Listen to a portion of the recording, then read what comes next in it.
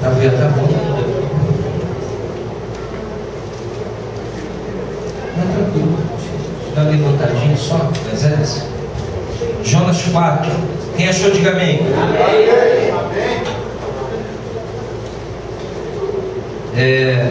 Peraí que tá voando tudo. Com isso, desgostou-se Jonas extremamente e ficou irado. E orou ao Senhor e disse: Ah, Senhor, não foi isso que eu disse, estando ainda na minha terra? Por isso me adiantei fugindo para Tarse, pois sabia que és Deus clemente e misericordioso, e tardio em graça, e grande em benignidade, e que te arrependes do mal. Peço-te, pois, ó Senhor, tira-me a vida, porque melhor me é morrer do que viver. E disse o Senhor: é razoável essa tua ira? Então Jonas saiu da cidade, assentou-se ao oriente da mesma, e ali fez um enramado, ou enramada, e repousou debaixo dela, à sombra, até ver o que aconteceria na cidade. Enramada é um ornato, né, uma cobertura de ramos. Você vai na praia, às vezes você vê aquela feita de coqueiro, né? Aquilo ali mais ou menos que ele fez. Vamos orar? Espírito Santo de Deus, nós pedimos que a Tua palavra nessa noite venha nos revelar o Senhor. Nós viemos aqui nessa noite, Pai, conhecer o Teu caráter, conhecer quem Tu és, conhecer o Seu ser, a Sua essência. E nós pedimos que mediante essa palavra o Senhor fale conosco, Pai. Queremos pedir em nome de Jesus que o Teu poder e a Tua força esteja entre nós, que as Tuas maravilhas e sinais sejam feitas em nosso meio, que o Senhor atue, Pai querido, como Tu queres, porque a glória e a honra sempre será Tua, em nome de Jesus. Amém, Senhor. Glória a Deus. Bem, queridos, o tema é conhecendo a longanimidade do Senhor, conhecendo a longanimidade de Deus. Vocês sabem o que é a longanimidade, né? Paciência. Quando a gente conhece às vezes assim, alguma pessoa de fora que tem um pouquinho de conhecimento bíblico, alguma coisa, e não é cristã, a primeira coisa que ela enfatiza são os assassinatos do Antigo Testamento, né? Mas Deus mandou matar, Deus mandou fazer isso. Por quê? Porque nós, como seres humanos, quando queremos criticar uma coisa, nós focamos naquilo que é ruim. Raramente uma pessoa, isso aí é uma regra, né, do bom relacionamento. Primeiro você elogia para depois você mostrar os pontos negativos. Tem gente que já vem mostrando os pontos negativos e aí recebe um coração fechado. Nós temos que olhar para o lado bom também, né? Às vezes uma pessoa foi uma bênção na sua vida há 10 anos e lá no 11º ano cometeu uma falha com você. Você apaga todos aqueles 10 anos e fica só em cima daquele erro, daquele fato, né, isolado que aconteceu. E todo aquele período, né, que a pessoa foi uma bênção na sua vida.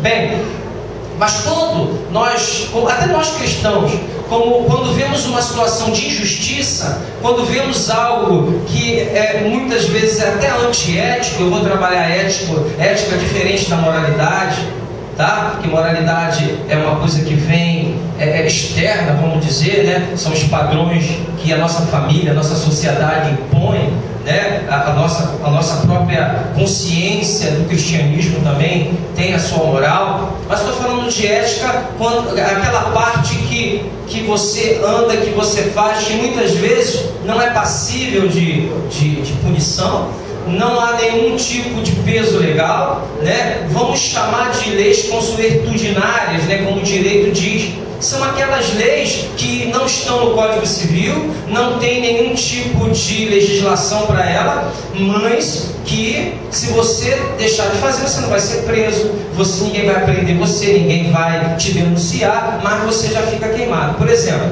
nas comunidades tem as suas leis, não tem? Só que elas não estão no Código Civil. Nos relacionamentos tem as suas leis. Se você passa e conhece uma pessoa e não dá bom dia, você está quebrando uma lei do relacionamento. Você não vai ser preso por isso, não é verdade? Mas é algo que no máximo vai te deixar com culpa se você não fizer. Essas questões de ética que eu queria trabalhar, não só na comportamental, mas em todas as áreas. A gente vai ter a ética na ciência, na igreja. Hoje a igreja está com bastante ética, não está? Hoje realmente a igreja evangélica brasileira tem uma ética fora do comum, não é verdade? Não é verdade não. O negócio está feio, né? Então, oi? Tijolinho? Então, nós observamos que existe esse tipo de lei. E quando algumas coisas são feitas no campo da ética ou mesmo da injustiça, a primeira coisa que nós perguntamos, até mesmo cristãos, é o quê? Por que Deus não desce logo a mão dele? Por que Deus não fala logo justiça nessa situação? É verdade ou não é? Hein? Só que a gente esquece que se Deus fosse fazer justiça, a primeira pessoa a ser fulminada éramos nós mesmos. Por quê? Porque nós também cometemos justiça com o próximo. Amém? Amém? Então, nós, quando observamos essa situação aqui, nos transportamos aqui para Jonas, no capítulo 4, ele está indignado. Por que Jonas está indignado? Jonas está indignado porque Deus manda ele pregar aquele povo de Nínive, os ninivitas, né, que eram pessoas, um povo que escalpelava na guerra, tirava a pele da pessoa, enfiavam toras, né, por dentro da pessoa, eram maus, perversos os ninivitas. E, como nós sabemos, a Síria foi quem Deus se utilizou para destruir quem? O Reino do Norte. Então eles têm ali um embate, uma tristeza, uma raiva, uma coisa mal resolvida com os ninivitas. E agora Deus se levanta e diz: vai lá e prega para eles. Como é que é esse negócio? Você já foi ferido por alguém? E aí Deus vira para você e fala assim: vai lá e pede perdão porque você não conseguiu perdoar ele, e prega para ele. Não é difícil? Aí a gente vê quem é crente mesmo, né? Quem é só enfeitador de igreja, enfeite andando de igreja, né? É quando aprende a perdoar. Eu queria que a Bruna colocasse aí o mapa. E pode apagar a luz, por favor, para ficar mais inteligível. Isso. 2 cliquezinhos para aumentar. Pode apagar, por favor. Olha só, quando Deus manda Jonas, presta atenção, quando Deus manda Jonas ir para Nínive, olha para onde ele vai. Ó, tá aqui, não tá? Nínive tá aqui, não tá? Olha para onde ele vai. Sul da Espanha, pertinho do Estreito de Gibraltar, né? São 15 quilômetros esse estreito aqui, coladinho com Marrocos, né? Olha para onde ele vem. Ó, parece que a gente querendo fugir das nossas responsabilidades com Deus. Eu quis colocar esse mapa para você entender o que é a rebeldia, a teimosia com o Senhor. Ele vem para o Ocidente, Deus manda ele para o Oriente.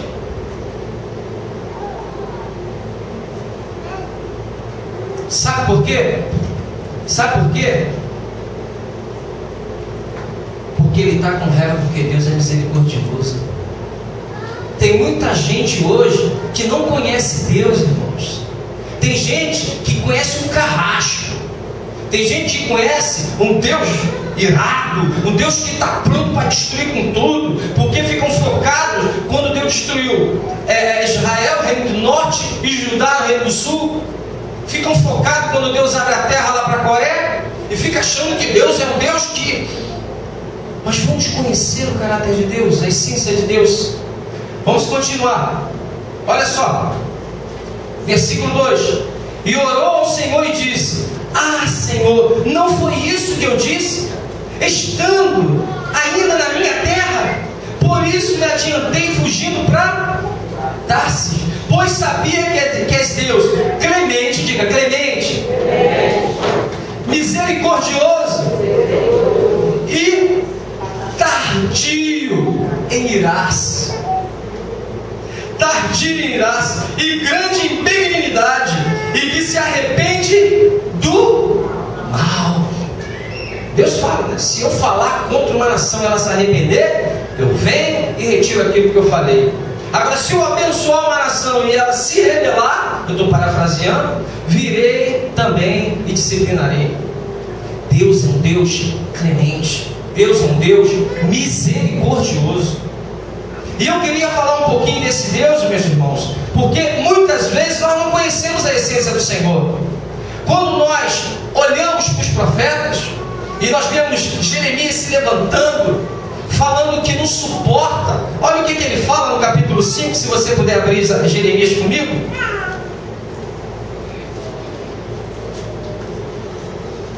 Olha o que ele fala. Capítulo 5, verso 1 e depois o verso 8. Olha o que ele diz no capítulo 5, verso 1 e depois o verso 8. Dai voltas às ruas de Jerusalém, vede agora, procurai saber, buscai pelas suas praças, a ver se acha alguém, se há um homem que pratique a justiça, ou busque a verdade, e eu lhe perdoarei a ela, a nação. O que ele está dizendo? Vai lá fora e procura se tem algum justo. Ele fez um negócio desse com outra pessoa. Quem foi? Com Abraão. Se tiver 5 justos, se tiver 10 justos, se tiver não sei quantos justos, ele vem descendo, né? Na verdade, e eu não destruirei. Queridos, a mesma coisa ele diz aqui. Vai lá e procura se há alguém justo. Olha o versículo 8, o que ele diz. Olha o que está acontecendo lá no povo de Deus. Diga, esse aqui é o povo de Deus. Olha o que está acontecendo. Como garanhões bem fartos, correm de um lado para outro, cada um rixando a mulher do seu companheiro. Deixaria eu de castigar essas coisas, diz o Senhor, ou não me vingaria de nação como esta? Ele faz aqui uma analogia com um garanhão, né? Um cavalo, fica rinchando a mulher do outro. Adultério. E o pior não é o ato, o pior é que não havia arrependimento, não havia sinceridade, quebrantamento, só pedir socorro ao Senhor. E Deus então, meus irmãos, posteriormente, porque Deus destrói primeiro o reino do norte, 100 anos depois é que ele vem com o reino de Judá através da Babilônia. Olha quanto tempo Deus levou anunciando para que Judá se arrependesse. Quem é que tem paciência para esperar aqui 10 anos para alguém se arrepender? Ninguém. Deus esperou 100 anos, mais ou menos, para trazer a disciplina sobre a Babilônia. Esse é um Deus longânimo. É por isso que você reclama, porque Ele não age logo. Por que Deus às vezes não disciplina logo? Porque Deus é paciente, Ele não quer, Ele não tem prazer na morte do ímpio, amém? Amém. Deus não tem prazer na morte do ímpio. Imagine de um servo dele, porque Israel era servo dele. Deus queria que se arrependesse. No Salmo 89, o Senhor vai falar através daquele salmo dizendo: olha, se os teus filhos se desviarem de mim, eu virei, açoitarei, disciplinarei, corrigirei, mas jamais apartarei deles a minha misericórdia. Amém? E é o mesmo tipo de aliança que Deus faz com a gente, irmãos. Ainda que nós venhamos a falhar, ainda que nós venhamos a tropeçar, Deus, meus irmãos, é longânimo, é paciente para esperar o arrependimento. E se Ele não vier, Ele vai disciplinar, Ele vai corrigir, Ele vai açoitar, mas não vai tirar sobre nossas vidas a misericórdia dEle. Porque ela não está fundamentada nos nossos atos, mas está fundamentada na ação única e exclusiva do Senhor. Amém? Vocês estão acompanhando isso? É bom a gente conhecer Deus, não para, Deus é bom, é desse jeito que eu agora vou aprontar. Não é isso, não é isso que Deus está falando, mas é para você conhecer o Deus de amor, o Deus longânimo, um Deus paciente. Ah, pastor, Deus é amor, mas é fogo consumidor. Amém, meus irmãos. Mas dele passar o seu amor para fogo consumidor, a misericórdia dele é a causa de não sermos consumidos. Amém? Vamos caminhar. Deus ama tanto o seu povo que Ele pega Oséias, manda casar com uma prostituta. Você casaria com uma prostituta? Depois ela trai ele. Deus manda ela perdoar, aceitá-la de volta. Tudo para fazer uma analogia. vocês adulteraram. Israel adulterou com seu Deus. Você pensa que adultério é só relacionamento conjugal? Há adultério de amizade, há adultério de igreja, há adultério com Deus. Há vários tipos de adultério. E Deus usa a analogia do adultério numa relação conjugal para mostrar a relação espiritual de Israel com ele, que foi quebrada, adulterada. E certa feita você vai ver Israel sacrificando crianças, onde Deus proibiu isso. Jeremias vai mandar entrar no templo, quebrar as paredes, vai encontrar um monte de ídolos no lar guardadinho no templo do Senhor.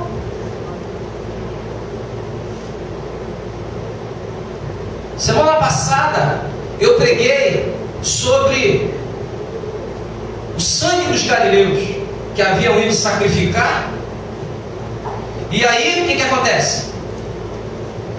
Pilatos manda matar os 18 e o sangue do sacrifício é misturado com o sangue dos galileus.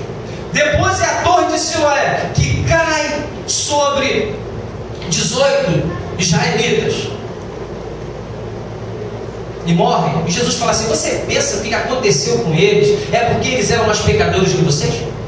Vocês estão pensando que porque Pilatos fez o que fez é porque eles são mais pecadores que vocês?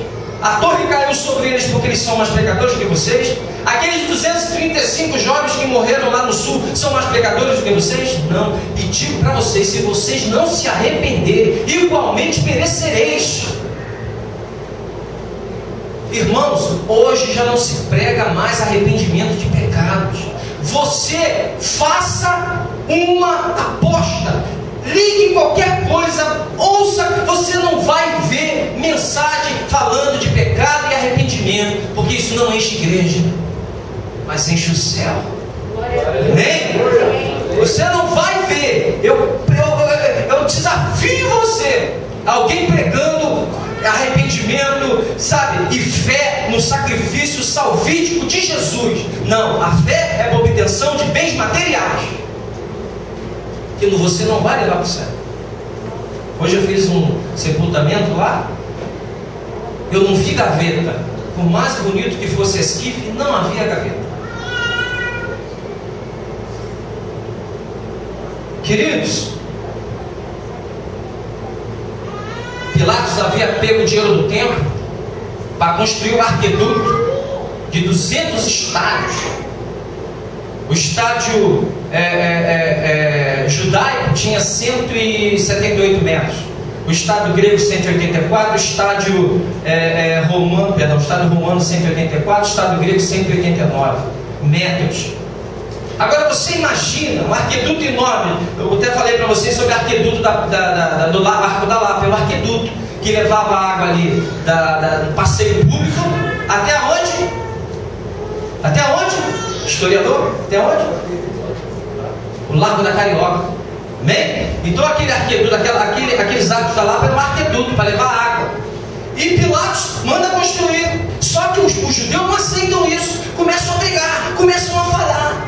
Aí o que acontece? Pilatos, quando viu a 7ª vez, quando começaram a injuriar, mandou os soldados, que ficavam em Cesareia, a corte, mandou pegar os pedaços de pau, e na hora que eles começaram a reclamar, mete o cajado dele, matou ali. Por isso que se misturou. Isso quem vai trazer essa tradução para a gente é o historiador do primeiro século, chamado Flávio Josefo, um judeu. E a torre de Siloé talvez seja uma das torres do arqueduto. Então, queridos, quando nós, voltando aqui, olhamos para o agir de Deus na história, nós vemos a misericórdia do Senhor. Quando você fala assim: poxa, mas no Antigo Testamento é que era bom, né? Deus descia com poder, uma nuvem poderosa de noite, de dia. À noite ela ficava brilhando, ela sabe, é reluzente. De manhã estava ali, Moisés entrava, ela descia. Foi assim uma única direção direta que o Senhor dá. Ela se movia como ia, ela parava como parava. E quando o povo falou: a gente quer falar com Deus também, a voz de Deus, a presença de Deus, eles não suportaram. Moisés, pelo amor de Deus, fala você com eles. Eu não, nós não. E aí quando você vai tempo passando, Deus começa a mudar o seu modo de agir com o povo. Ele vê que aquela manifestação pessoal, aquela lá do jardim, né? Aquela com Abraão, depois com o povo de Israel, aquilo poderia gerar medo, aquilo poderia gerar espanto, mas não gerava amor, nem alimentava e firmava a fé que eles tinham em Deus. Chegou um momento até que eles não precisavam nem mais ter fé, a direção era tanta, Deus descia, faz isso, faz aquilo outro, mas isso não adiantou, porque passou um momentozinho, bastou Moisés subir para fazer bezerro de ouro. Então a gente vê que as manifestações de Deus, os grandes poderes de Deus não seguram ninguém na fé, porque na hora que as coisas realmente apertam, meu irmão, é a palavra dele que nos sustenta. Ainda que eu goste também do movimento, também pode ver o poder de Deus, mas isso não me segura na fé sozinho. E aí Deus vai mudando, Deus vê que está gerando terror, a terra teve que abrir, engolir rebeldes. Deus começa a dar sonhos, começa a falar por sonhos. José é um modelo disso. Deus começa a dar sonhos para mostrar o que ele vai fazer. E Deus se realiza, Deus faz. Aí Deus começa a mudar um pouquinho mais. Ele começa a usar os profetas. Aí surge Elias, né? Para a chuva, fica 3 anos e meio sem chover, volta a chuva no dia, confronta os profetas de Baal. E continua caminhando, porque Deus está buscando amor. Talvez se Deus falar pelo trovão, vai gerar medo em você. Você vai ficar, mas isso não é amor. Deus está atrás de amor sincero e voluntário por Ele. Deus está atrás de relacionamento. Deus quer desenvolver um relacionamento comigo e com você. Tem muita gente baseando a sua relação com Deus no que Ele dá. Tem muita gente baseando a sua relação com Deus quando vê os poderes de Deus. Mas poucas pessoas estão baseando a sua relação com Deus pelo que Ele é, pelo que Ele fez, pelo caráter imutável dele. E é assim mesmo. Inclusive no final ele vai dizer: muitos naqueles dias dirão: Senhor, profetizei, sambei, e recebi anjo, profetizei, e preguei, e cantei aqui na frente. Ele vai dizer explicitamente: aparta-te de mim, porque eu não te conheço, vós que praticais a iniquidade. Essas pessoas são pessoas que continuaram praticando a obra de Deus, fazendo a obra de Deus, mas sem arrependimento genuíno, sem choro pela sua vida. Irmãos, você não é pecador porque comete pecado. Eu vou repetir isso pro resto da minha vida. Você não é pecador porque comete pecado. Diga: eu não sou pecador porque cometo pecado. Eu não sou pecador porque eu cometo pecado, mas eu cometo pecado porque eu sou pecador. Você consegue entender isso? A minha essência é pecadora. Não são os atos isolados que me fazem pecador, é a minha natureza. Talvez você não tenha cometido nada que traga um estarrecimento à sociedade, mas você conhece os seus pensamentos. Foi por isso que Jesus disse, né? Se a vossa justiça não exceder a dos escribas dos fariseus, não entrarei nos reinos dos céus. O que ele está falando? Aprofundando a lei, porque para os fariseus a lei era só externa: faça isso, não faça aquilo, deixa de fazer isso, deixa de fazer aquilo. Jesus, olha, lá no coração que dá o problema, é na alma. Deus não vem mudar a lei, Deus vem aprofundar aquilo que Deus queria falar através da lei, porque toda ação externa tem como ação principal as manifestações internas do coração.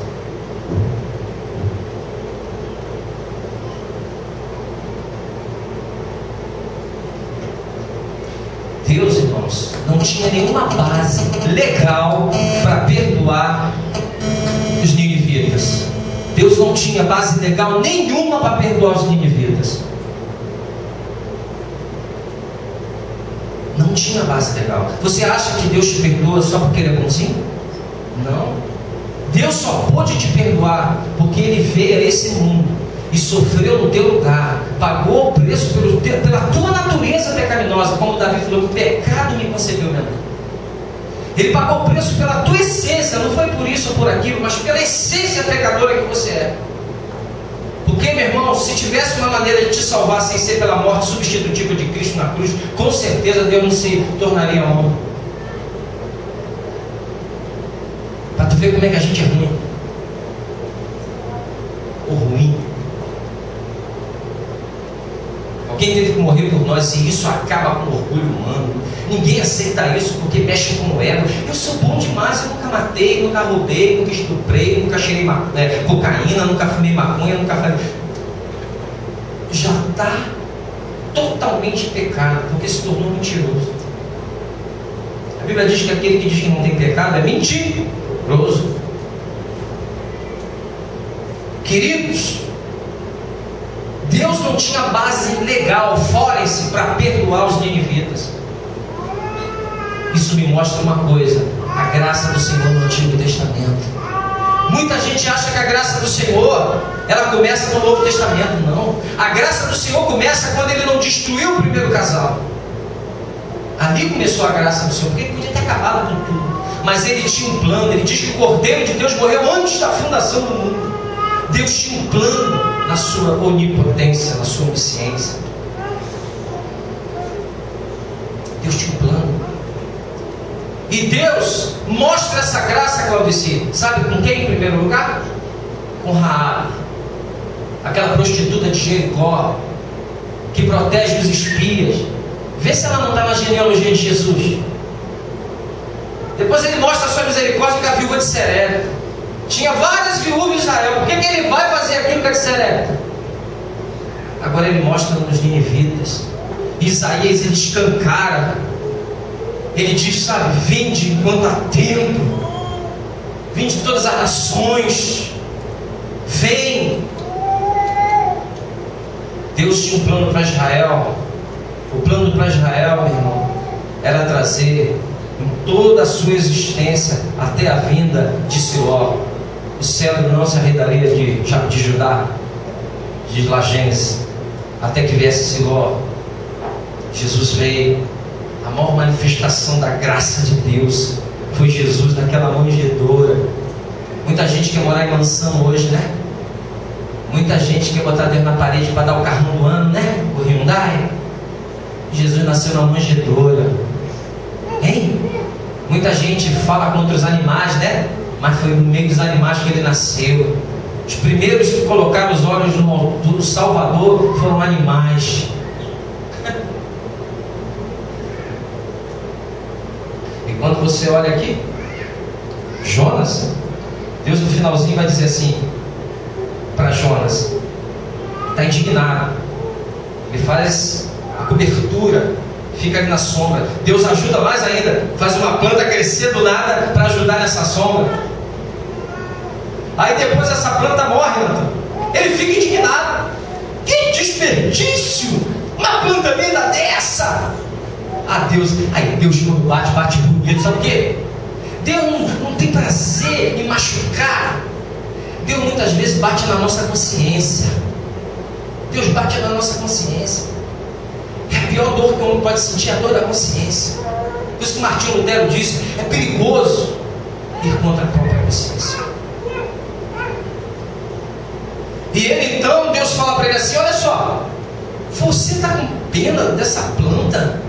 Você não fez nada para crescer. Você não regou, você não plantou, não sujou a sua mãozinha. E você está com pena dela porque ela morreu? Não deveria eu ter misericórdia desse povo que não sabe distinguir da direita da esquerda, do certo e do errado?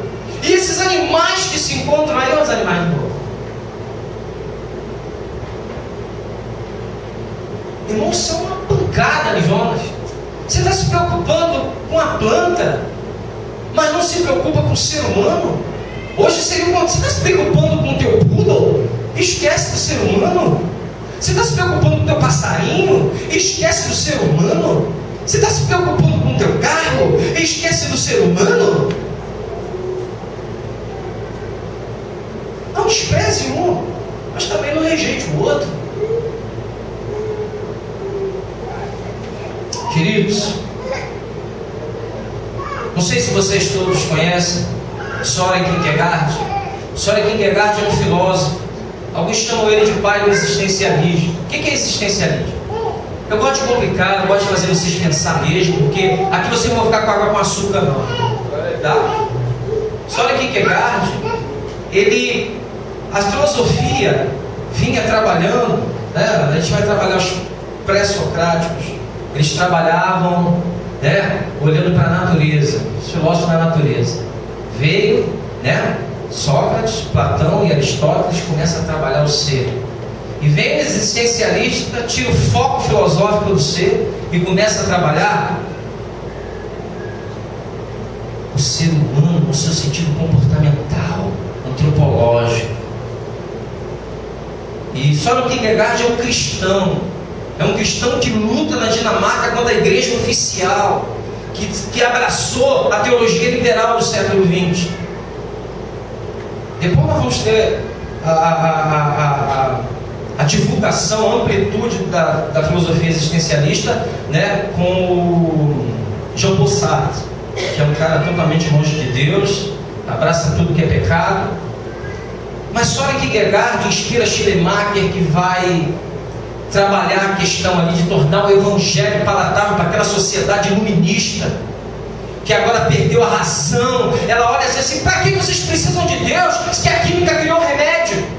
Para que vocês precisam ficar orando a Deus se hoje tem soluções para vários problemas? O iluminismo, a razão, o empirismo trouxe solução para vários males da sociedade. E vão dizer: esquece a revelação de Deus, esquece a Bíblia, abre o livro que é o universo para estudar. Esse é o livro que Deus deixou vocês para estudar. E Kierkegaard, irmãos, ele escreve uma parábola que eu acho linda. Não sei se vocês conhecem. Ele é cristão. Ele diz o seguinte: que havia um rei, presta atenção, havia um rei muito poderoso, que não tinha exército que podia confrontá-lo. Todos os reis tinham medo dele. E um dia ele se apaixona por uma jovem. Ele fica apaixonado. E ele, por isso que eu falei da paixão no princípio aqui. E ele olha então e diz assim: se eu mandar vir aqui, mostrar todas as joias que eu tenho no meu reino, o meu poder, a influência que ela vai ter, ela vai querer aceitar comigo, vai casar comigo. Mas e quando passar esse fetiche? E quando passar essas ilusões, esses vislumbres? Ela vai estar casada com alguém que ela não ama.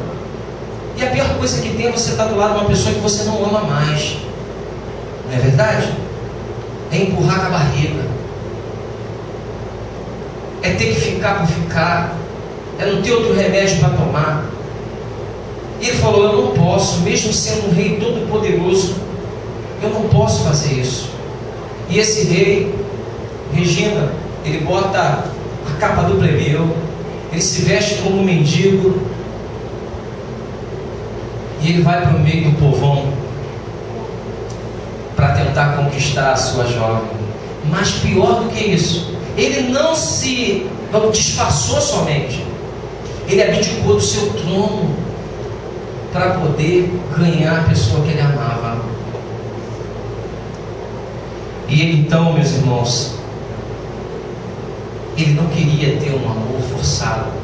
Ele não queria que ela tivesse com ele só porque ele tinha ou porque ele era, mas ele queria o amor dela. E ele abriu mão do seu trono, abdicou do seu trono para conquistar. E Filipenses capítulo 2, verso 6 diz uma coisa muito clara.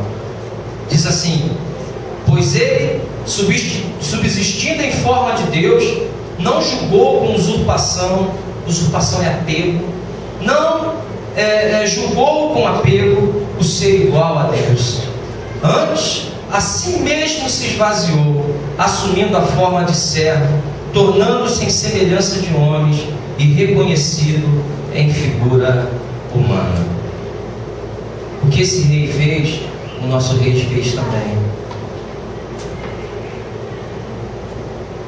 A atitude que esse rei teve o nosso Criador também teve. Deus nos amou de tal maneira, um amor que a gente muitas vezes renega, que a gente esquece, porque nós somos muito apegados àquilo que está acontecendo, somos muito existencialistas, e nós esquecemos esse amor que se esvaziou do seu trono para assumir a forma humana, para andar no nosso meio, para sentir o que você sente. Você já foi traído? Ele sabe o que é isso, ele também foi. Você já teve algum tipo de abatimento emocional? Ele também já teve. Você já passou por desespero? Ele passou. Lá no Getsemane, inclusive suou gotas de sangue. E é esse amor, essa longanimidade que eu queria dizer para você aqui. Eu não sei se tem aqui um convidado. Pode vir aqui, Gabriel.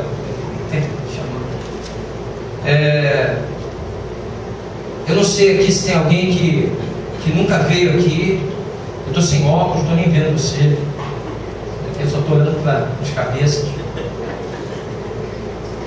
Mas eu quero dizer para você que Deus te ama muito. Deus é amor e Ele prova esse amor por nós. Mas Ele é justiça. Ele determinou um dia que Ele vai levar todos nós a um julgamento. Todos nós vamos ter que comparecer na presença dEle para prestar conta de todos os nossos atos.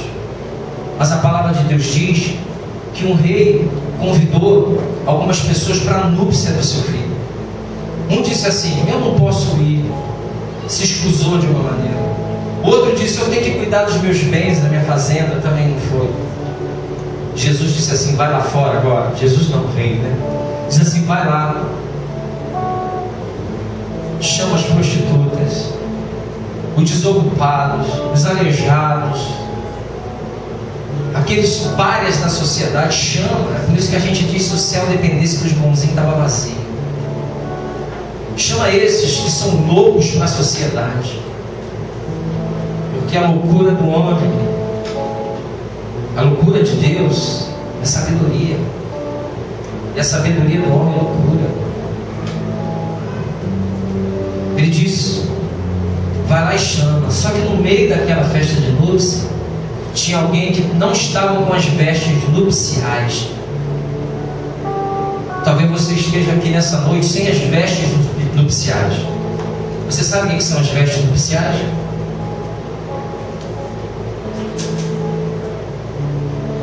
É a vestidura branca que Ele te dá quando você se arrepende, quando você se volta para Ele, quando você restaura a sua relação com Ele, mediante a fé no sacrifício do seu Filho na cruz, e mediante o arrependimento da sua natureza pecaminosa, dos seus pecados e da sua distância de Deus. Você é lavado pelo sangue dele. Se existe alguém aqui, irmãos, eu não estou querendo fazer sensacionalismo não, tá? Eu não faço isso sempre. Acho que às vezes é melhor você ouvir bem o Evangelho antes de você tomar uma atitude, de que ficar com sensacionalismo e pressão para você receber emocionalmente Jesus. Mas se você já entendeu o Evangelho, você tem frequentado essa igreja ou outra, mas está aqui hoje, e você já entendeu que esse Deus te amou de tal maneira que veio a esse mundo aqui se fazer igualzinho a você, para depois de ter vencido todo o pecado, se entregar por nós. Se você crê nisso de verdade, e se o Espírito Santo já tem tocado no teu coração, te convencendo do pecado, da justiça, que é Jesus, e do juízo de Deus, eu quero pedir você para vir à frente, sem vergonha nenhuma, mas só faça isso se realmente Deus tocou no teu coração. Não faça isso porque eu estou falando, não. Aqui é o Evangelho que está sendo pregado. Eu sou testemunha, não sou juiz, não sou advogado, não sou promotor, eu sou testemunha. Se você deseja entregar a tua vida ao Senhor, se você deseja se reconciliar com Ele, porque até agora tem sido você mesmo seu Deus, para você fazer parte da sua família, eu te convido para vir à frente, entregar sua vida a Ele, confiar nele. E eu te digo que o mais